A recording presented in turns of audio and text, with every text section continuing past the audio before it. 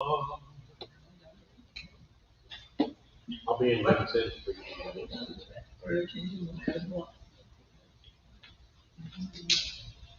Okay, if somebody has that on their phone, see if it's up and running. You need me to sit there? You're up and going. I'll check. You're up and going, but I did not get the notification.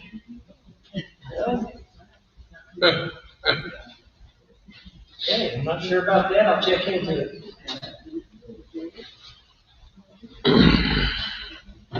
Well, welcome to our Wednesday evening class. It's a new class series tonight. Reaching young adults. Probably not a long series of lessons. Done some research. We're going to do some brainstorming. We're going to ask some questions, hard questions, easy questions. We're going to look for people to do some homework if they volunteer to do so. But tonight, we're talking about being on a journey. You know, life is a journey, right? We're all on a journey. It's a long one.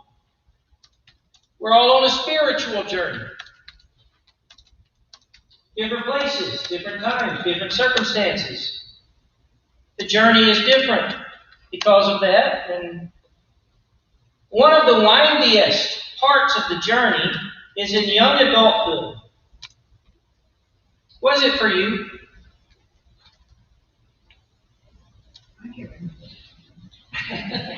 Can't remember that far back. Probably for generations past, it wasn't quite as long and windy. In fact, the journey to adulthood was quick. Right? You were kind of just thrown into the pond and said sink or swim as a young adult. Today, it's not that way. Today, it's a long, drawn-out process. It lasts from 18 to 30. Sure. Well, to become an adult in today's world, you're going to take a very long, very winding road. It's from adolescence to adulthood.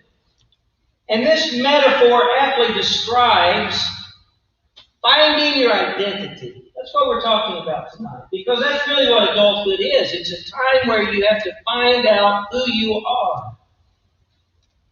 And you can't read much on young adult identity without running into a man by the name of Jeffrey Arnett. And particularly his description of young adulthood. He's a professor of psychology at Clark University, and he coined the term emerging adulthood. Kind of like a plant emerging into the world. It's an emerging adulthood, and it refers to a very unique and distinct developmental life phase between adolescence and mature adulthood. And he says you're not really mature until you reach about 30. That's questionable on some, right? And some reach it, ahead of others. But on the average, as a whole, 18 to 30 is what it takes today to become an adult. Because of the world, the circumstances, during emerging adulthood, young adults increase in their independence from family. When did you start getting independent from your family? 18. 18? 16. 16? 15. 15? 17. At 17? You know, some parents are still supporting their kids at 30 in today's world.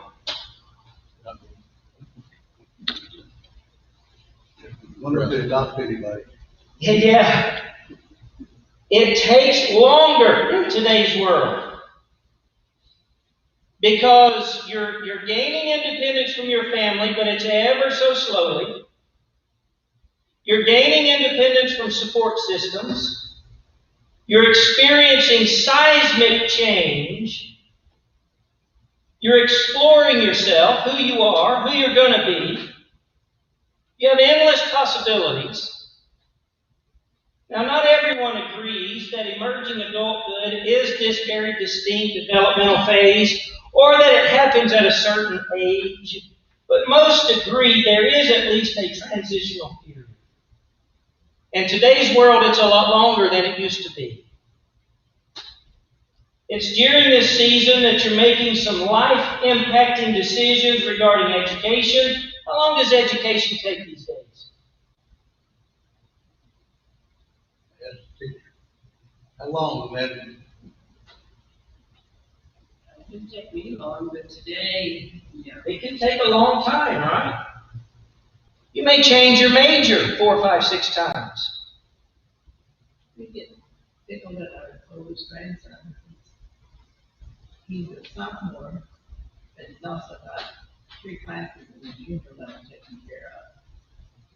So he's got a plan where he's going to go for his master's. And then after that, he's going to go to his PhD.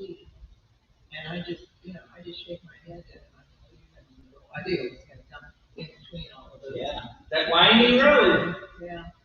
But in today's world, technology is changing so fast. The job market, the economics of the world, and all of that is changing in real time while you're trying to figure out what you're going to do and study. It takes longer in today's world. For some, not all. That's right. How much the money lasts. And there's more to it than now there are some subjects that we've never heard of before. Yes. So you've got to consider all of that and what Yes. to blend with and Yes. it's difficult. So you're trying to figure out your vocation, geographic location, housing, all kinds of things.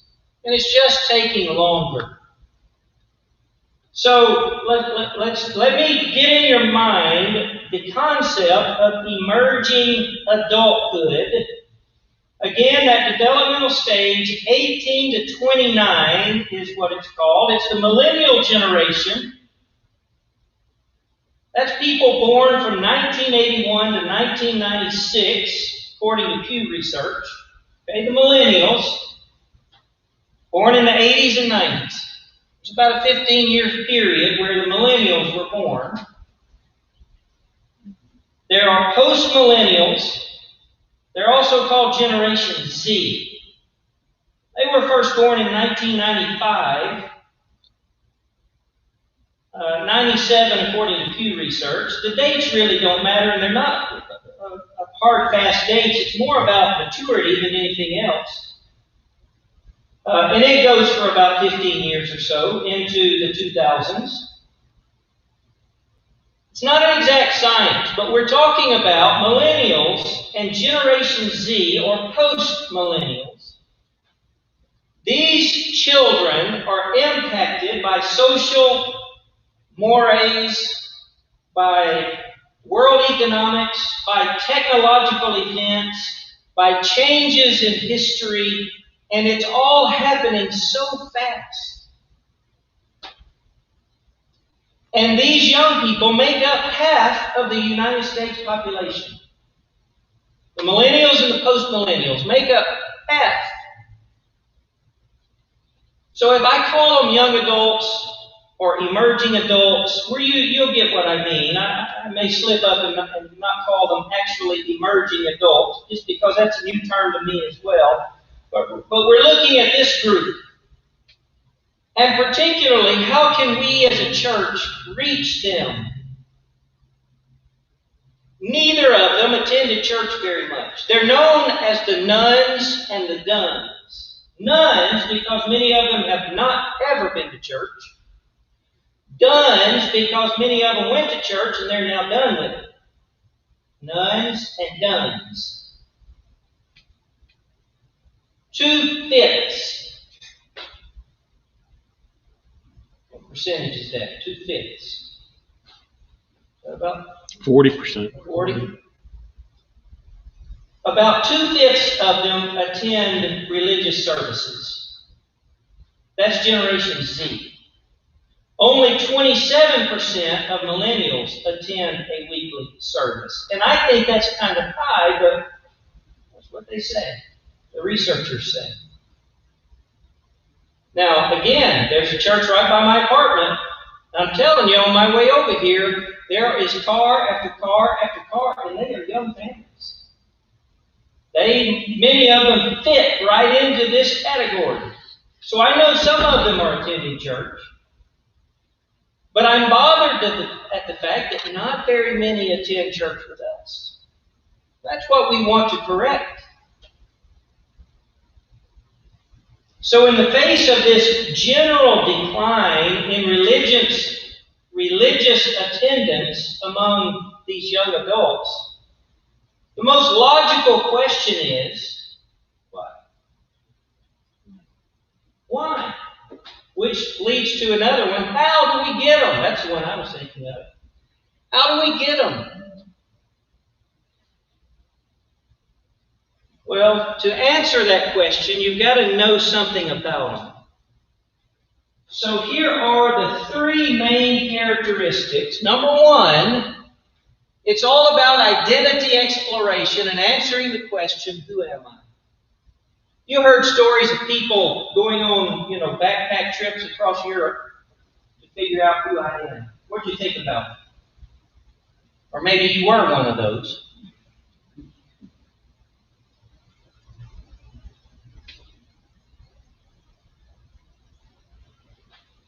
Was there any question ever in your mind, who am I?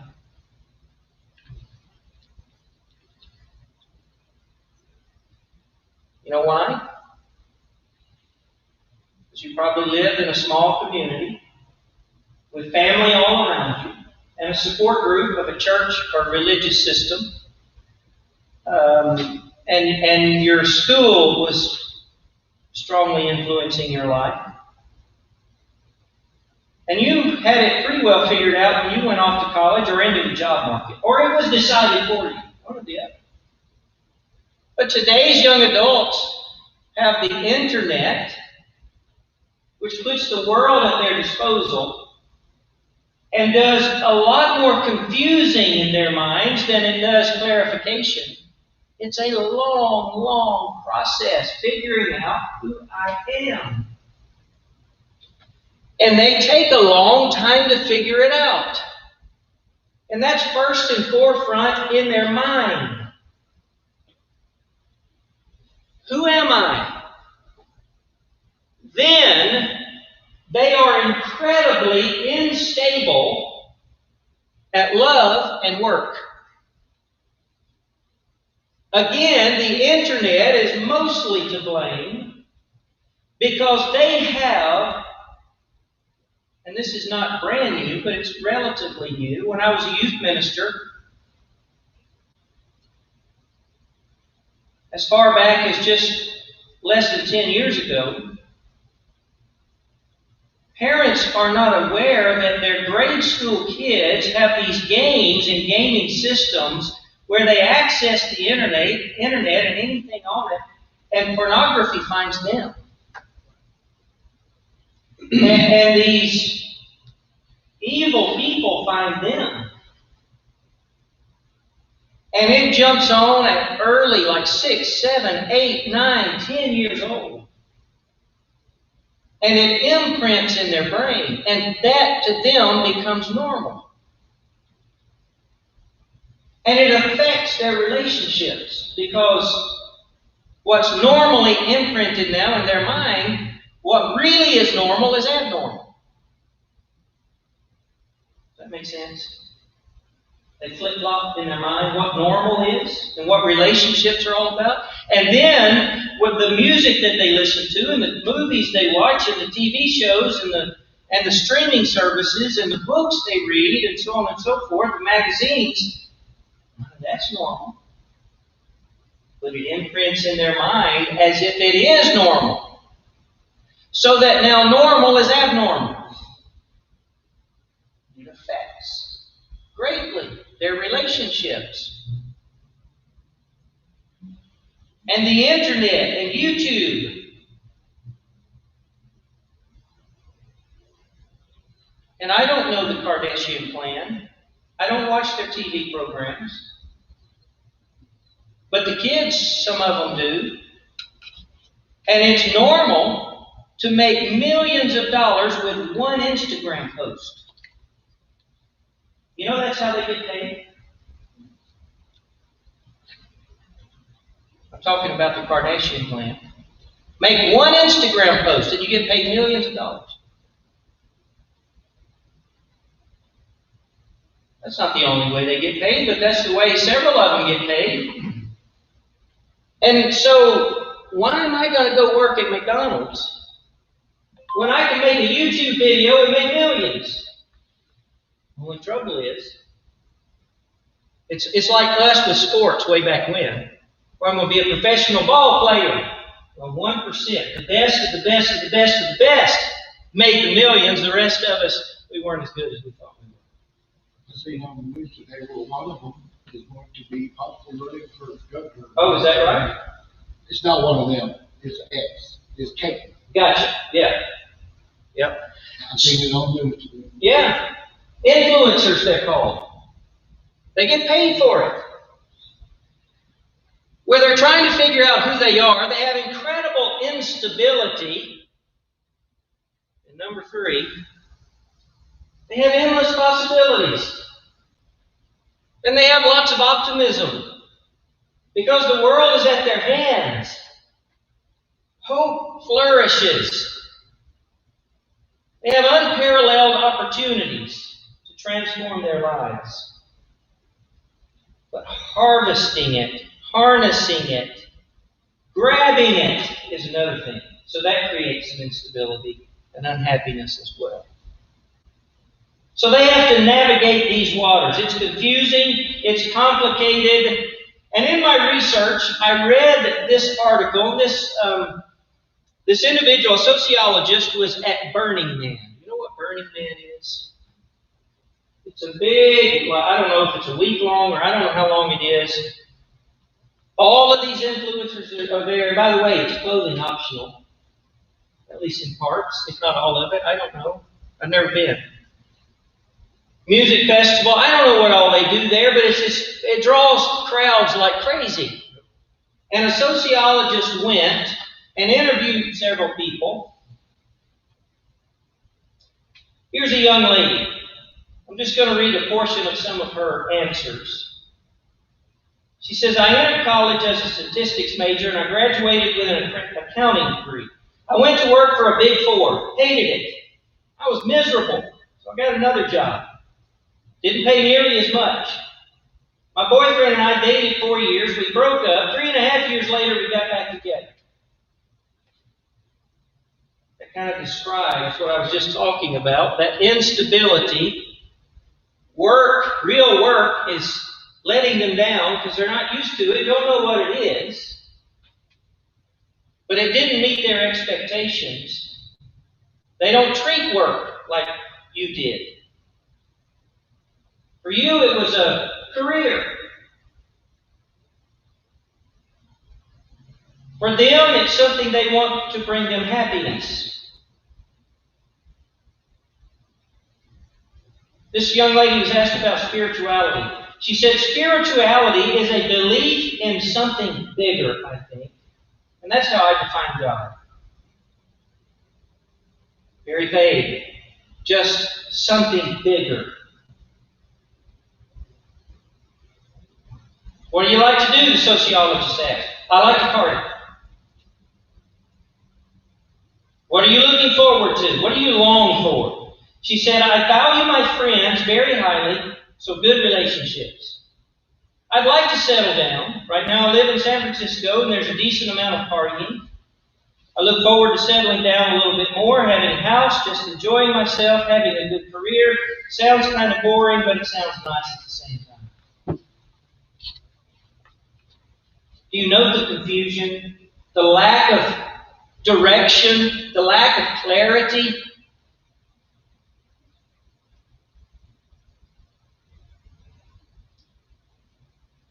Christian Smith is a professor of sociology at Notre Dame.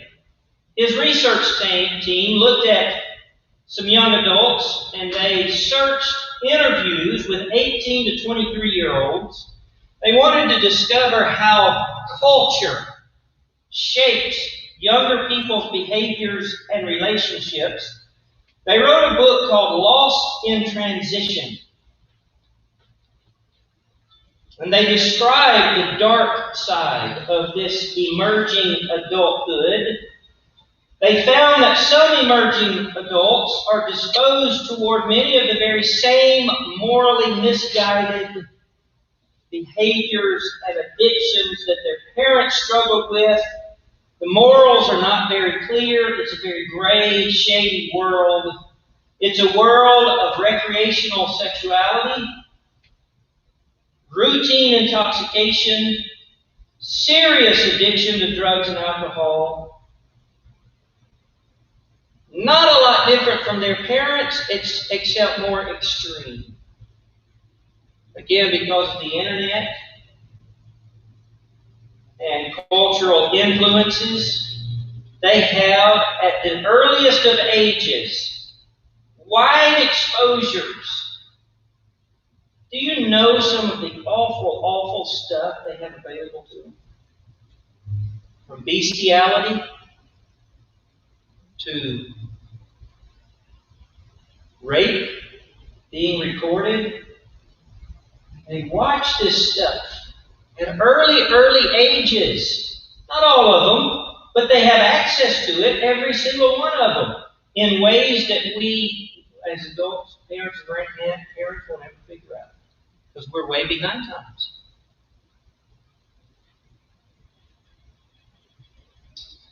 Joe Taylor, who preaches at the Fairview Heights congregation, tells a story of a professor coming to do a seminar for a church. Or maybe it was just this professor, he was standing in line, and he teaches technology.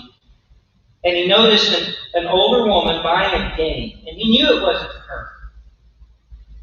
So he asked, "Who are you buying that for?" She said, "My grandson." "How old is he?" 11. He said, "Ma'am, do you realize to score points in this game you're about to buy for your grandson, you have to rob people, kill people, rape women to score points?" She was appalled. She had no idea. In that same game, or at least the gaming system, that child can access the internet and find some of that very same stuff as much as he wants. Do you think that doesn't make a difference in your life? In your mind, the way you think, the way you act, what's normal to you? The sexual stimuli that was available to you is tame compared to the emerging adults today. And so their adulthood is delayed. It used to be, you were an adult when you left home, right? When you left home, completed an education, got married, started a family. Now you're an adult.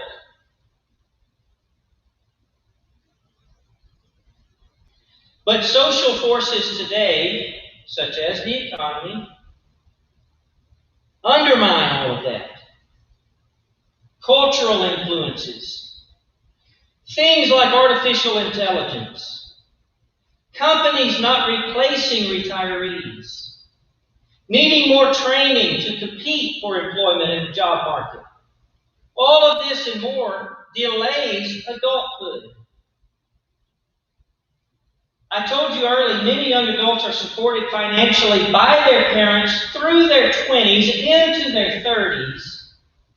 Smith at Notre Dame reports parents spend an average of $38,340 on each of their young adult children between the ages of 18 and 30.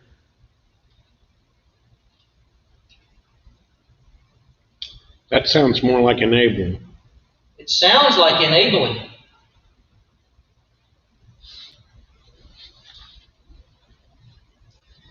So they're delayed in their adulthood. They are delayed in making commitments to who they are, their identity. Developmental psychologists believe identity is developed over a lifespan, over your whole life, but this is a crucial time Who am I? What am I going to do with my life? Your identity is defined by the goals you have, the values you have, the groups you're a part of, the roles you play in life. Do you remember a psychology class studying Erik Erikson?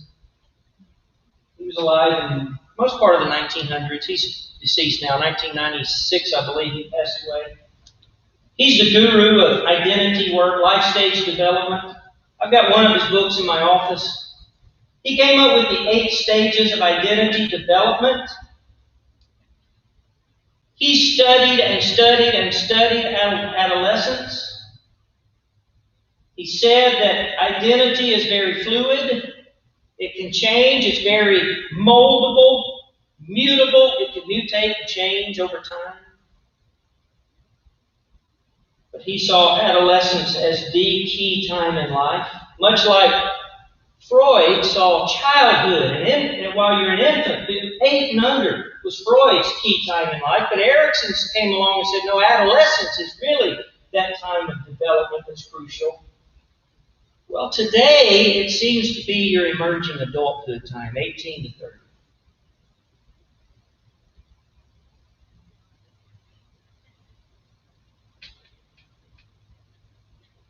What are the expectations on that age of group right now? High or low? Low. Very low. We don't have too many expectations for that age group. And what expectations we have are pretty low. Why?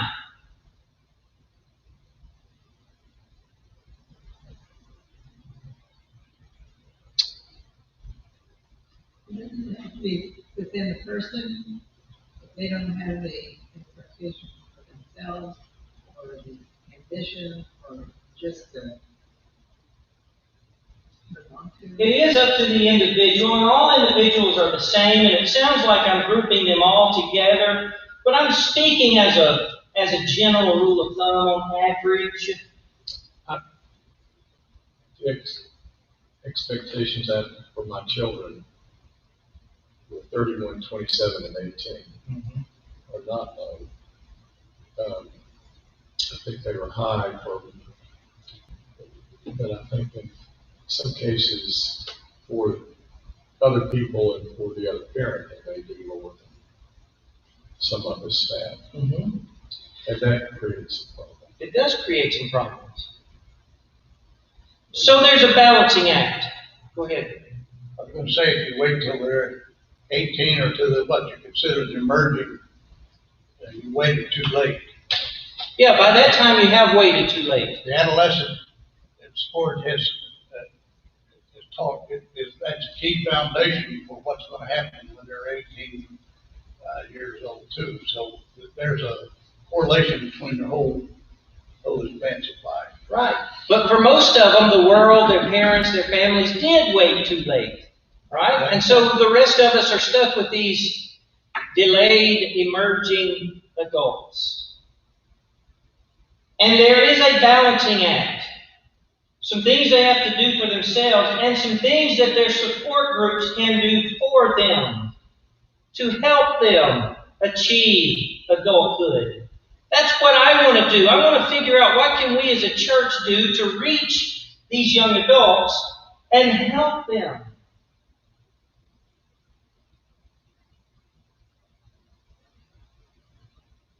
Think about it. When the life choices that these young adults used to make in the context of a supportive family and community now are made with much less guidance, because people aren't going to church nearly as much as they used to, and their support groups aren't the same as they used to be.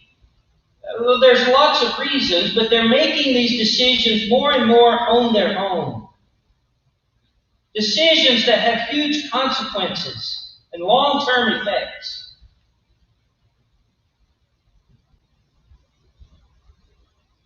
Most churches offer very little assistance, very little ministry to young adults. We offer classes for children. We don't offer much for young adults. Not until they get married and have kids and bring their kids to church. And then we have premarital counseling, and we have counseling and parenting classes, and so on and so forth. It's that 18 to 30 that really there's not much by way of church and what church offers them.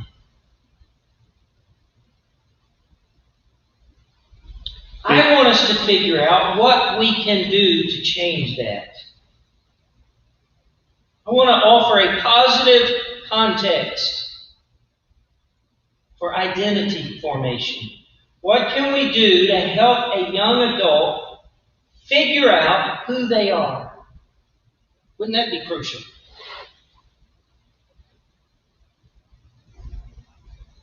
Mentors, I believe, are going to play a key role.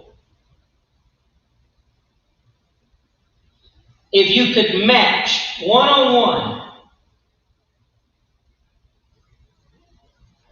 one adult who's made it through successfully with one adult who's trying to figure it out,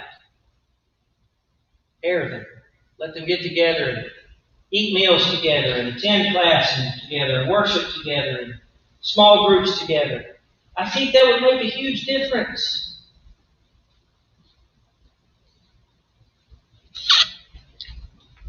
There's a book on discipling emerging adults written by Richard Dunn and Jameson Dane. Here's what they write. In every country and culture, the key factor that determines whether young adults are thriving or simply surviving is always the same. The availability and accessibility of teachers, coaches, friends, and mentors who are committed to investing in their lives. I think that's the key. And I think we could do it in a church setting. A one-on-one relationship. A mentoring relationship. Towns that have junior colleges and athletes often look for families to do just this. I have some friends in Mount Carmel that mentor, that host basketball players. Typically, they are of a different ethnic background, from a different geographical part of the country, and they're all alone. And they're going through this. But this family is a good Christian family. The marriage is strong. The children are strong. And they have these basketball players over. I don't know how often, but probably once a week for a meal. They invite them to church. They invite them out to the movies. If their family's going out to have fun, they invite them. You know that makes a difference in a person's life. What if the church just did that?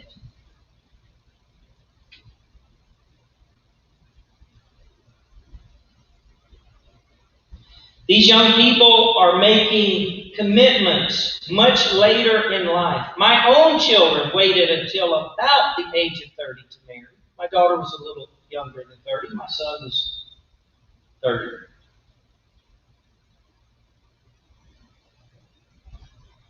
They're making decisions about church commitments much later in life. You would think, hey, I'm going to get married, settle down, have kids, and I'm going to go to church. Is it that easy? Now, once you get out of the habit, once you get out of the commitment, it's really hard to get back there. And that's one of my fears about COVID. People have now been a year. And even though we watch and we try to stay connected, it's hard to get back in there. Satan's not just sitting idly by.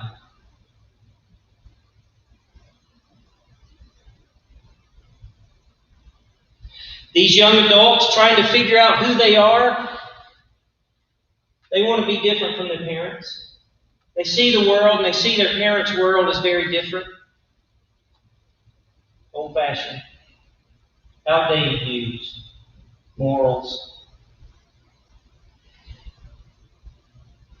And so if they go back to church, it's likely different.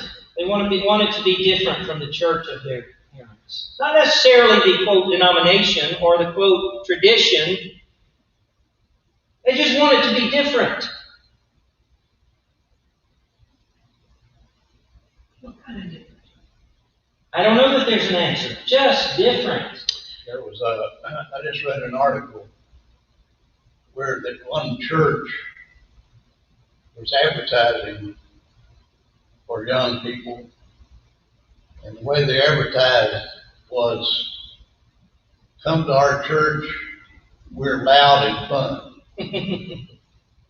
Obviously, there's not too much spirituality there. Well, I mean, you've got the person, but what have you got if that's your mantra? the church I referred to earlier, here where I live, when I go home tonight, I will hear drums and guitars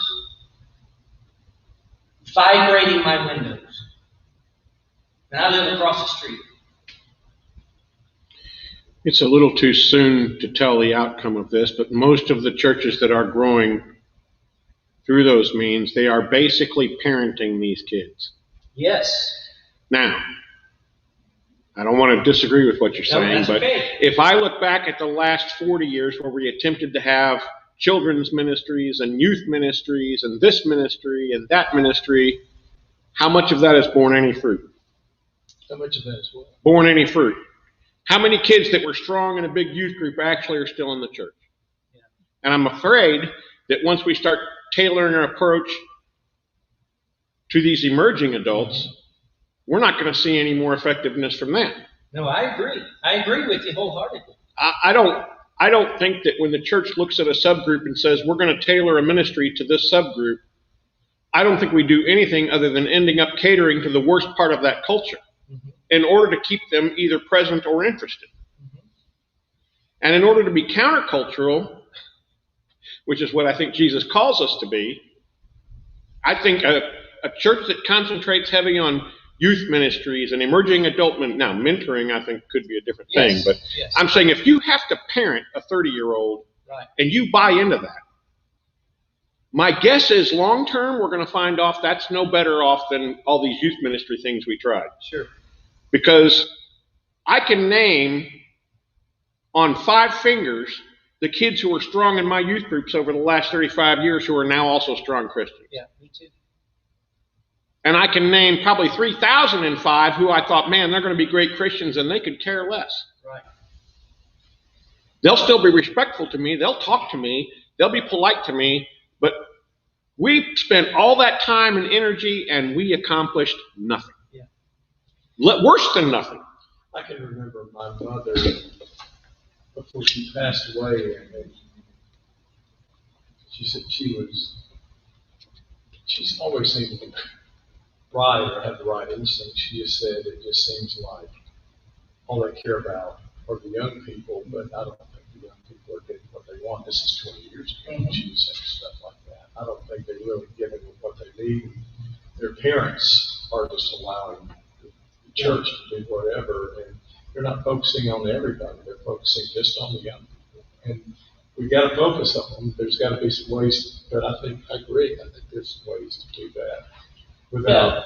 The idea that I'm coming up with in this research that I'm doing is the concept of what the Bible calls discipling. Right. Mentoring. Yeah. What Jesus did with his disciples. But that's a countercultural thing. Yes. That's, hey, you're about to make a mistake, and I'm not your friend unless I tell you. Not, oh, come here, we'll have a great time. Right. Making a difference in somebody's life. It's about a relationship. It's about community. It's really just feeding off of the study we just finished on community. But right now we're just learning who these animals are, these young adults. Because you can't reach them if you don't know who they are.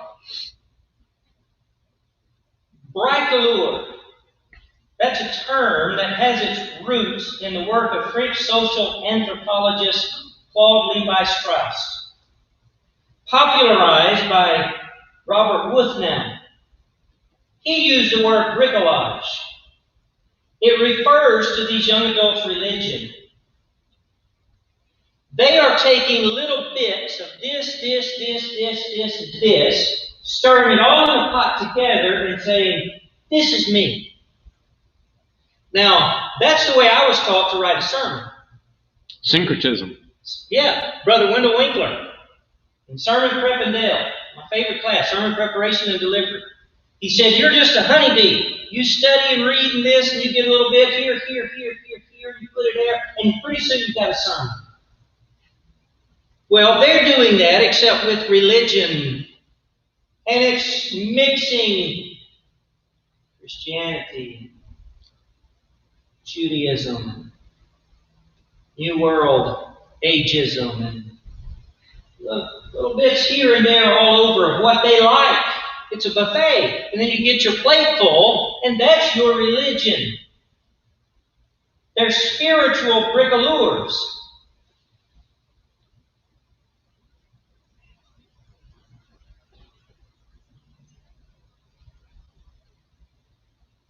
Churches that are effective in reaching them and incorporating them into their body, their community, are going to help them with their identity. They're going to show them what a life in Jesus Christ looks like. And mentor. And form a relationship. And show them Jesus.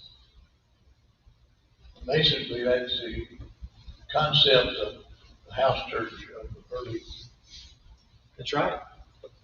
Otherwise, the community in the house church setting with that type of community it was not only sermons or lessons necessarily, it was living and seeing. Jerry? Go ahead.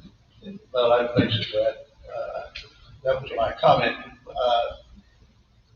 I think the times I've seen this work has to do with what you said earlier, and that is not entering, but entering with intent. Yes. Yes. Otherwise, not when you say trying to get to the point of who am I. Mm-hmm. That should be done with strictly, or not necessarily strictly, but verbally with scripture and word and spiritual overtones. Okay. I'm going to give you some homework. Only if you want to. It's not graded. You don't have to turn it in. But I'm going to give you some homework. Number one, I want you to make a list of the young adults we have and who are the supportive mentors in their lives. Do we have that already? Do we have the beginnings of what I'm talking about already? So sit down this week with a piece of paper and write down a list of those about 18 to 30. Those in their late teens and 20s, basically. Who do we have? Who are the supportive adults, the mentors, or who could be the mentors in their life? And basically what I'm wanting you to do, pick one.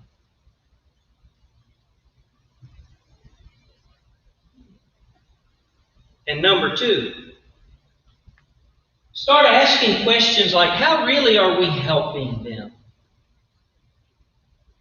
And in what ways?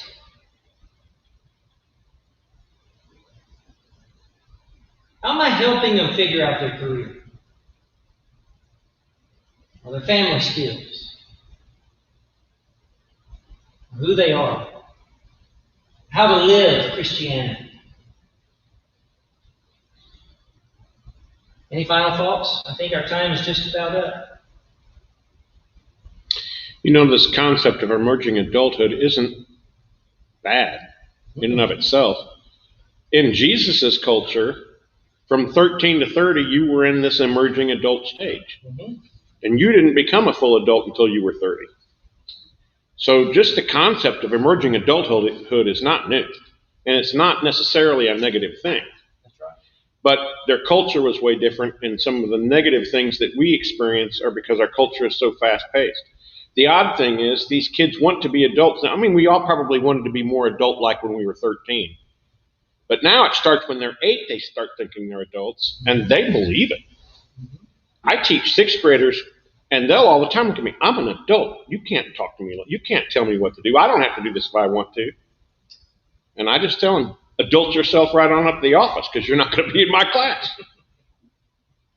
And that takes about 2 or 3 times, and then they'll sit there and say, yes, sir. Because if I send one to the office, they know it's the end of the road, because I don't ever send anybody to the office. I think most of us grew up in a time when people weren't afraid to hurt their children's feelings. You got to do that some to get their attention, especially when they're younger.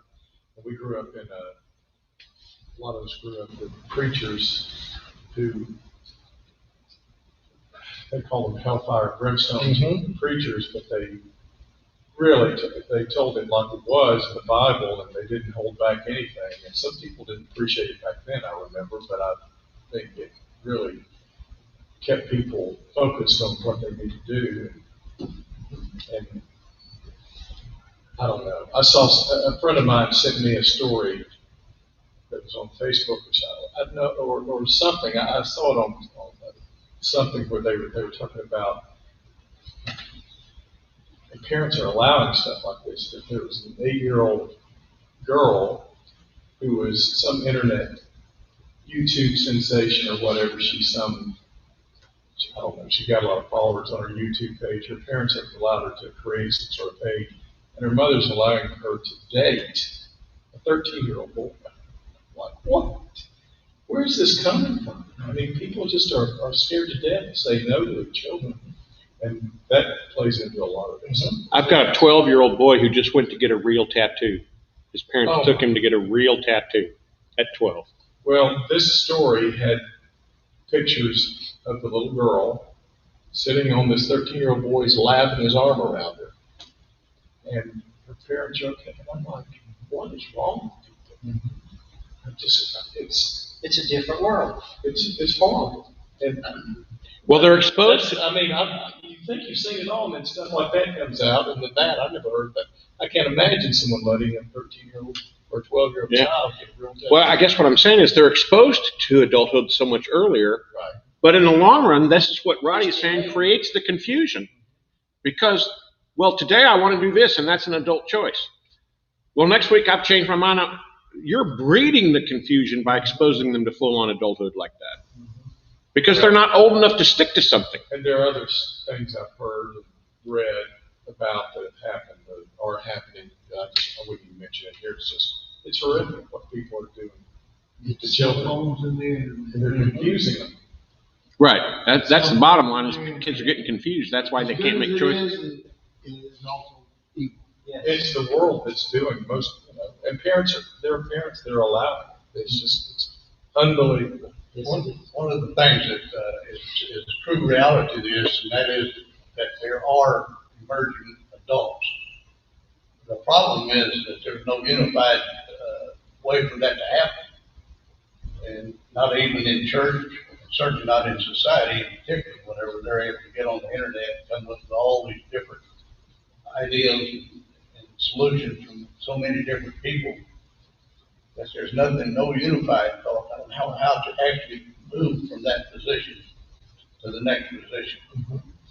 When I was a young man, there was a pattern, and you sort of recognize the pattern. You go to school, eventually you reach a certain age, you go to work, you have responsibilities, and et cetera, et cetera, et cetera. You can add whatever those responsibilities are, and put it in on the plate.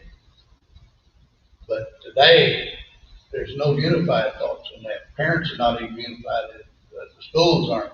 It's just sort of a big pot. Everything's thrown in and stirred up, and whatever you come out with, that's where we're at. Confusion, I guess, is what Dale just said, and I think that's where we're at. I think a lot of people are just totally confused because there's so much influence from the world, and from TV and Hollywood and the politicians and all these people that want things that are not right. It is a long, winding road. One of the ways to get it straight, back in my day, is that if you got in trouble with it, they end up telling you you're gonna end up going to reform school if you don't go in the military. If you go in the military, there is that straight road that you know, It's discipline. just, That reminds me of the dad whose little boy got fed up because he was making him follow the rules, and little boy said, "I'm going to run away." And dad said, "Well, what are you going to do when you're hungry?" "I'll come back home and Mom will cook me a meal." "What are you going to do if you run out of money?" "Well, I'll come back home and get some." "What are you going to do when your clothes are dirty?" "I'll come back home and have Mama wash them."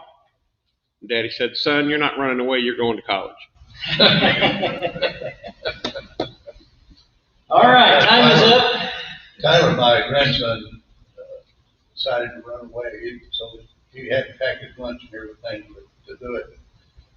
Of course, he didn't go far, but when he was a little guy.